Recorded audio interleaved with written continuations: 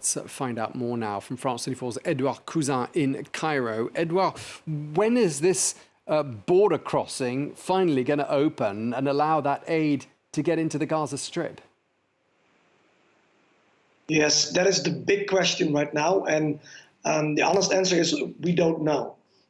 Egypt has been saying that they want to send aid into Gaza since the fighting started. So far, Israel never allowed that to happen.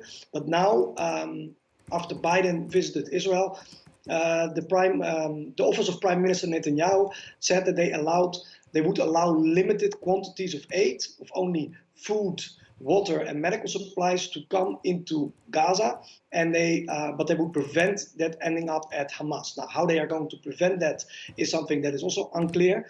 And when that border then actually opens for this aid to go through, that remains to be seen. And we have seen last Monday that it was reported that there was a ceasefire in south of Gaza that would allow aid in, but then that was quickly denied and it didn't happen. So now that's also a wait and see. Meanwhile, Egypt is sending a lot of aid from Cairo to the border area. Other countries are flying aid into Egypt. So there's a large amount of trucks of aid standing there at the border waiting to go. Another complication here is that the border post has been shelled a few times. In total, 4 times the border post has been shelled. So there's damages to the Palestinian side of the border that also need to be repaired in order for trucks to go through and go in. So yeah, it's a big step forward that Israel says we will allow small amounts of aid, but when it can happen and how it can happen, that's still something that we have to see later tonight and tomorrow. And then, well, of course, we've seen these huge protests right across the Arab world. Egypt, of course, being the most populous Arab nation. What's been the reaction there to those events in Gaza last night, in which nearly 500 Palestinians were killed in a hospital strike?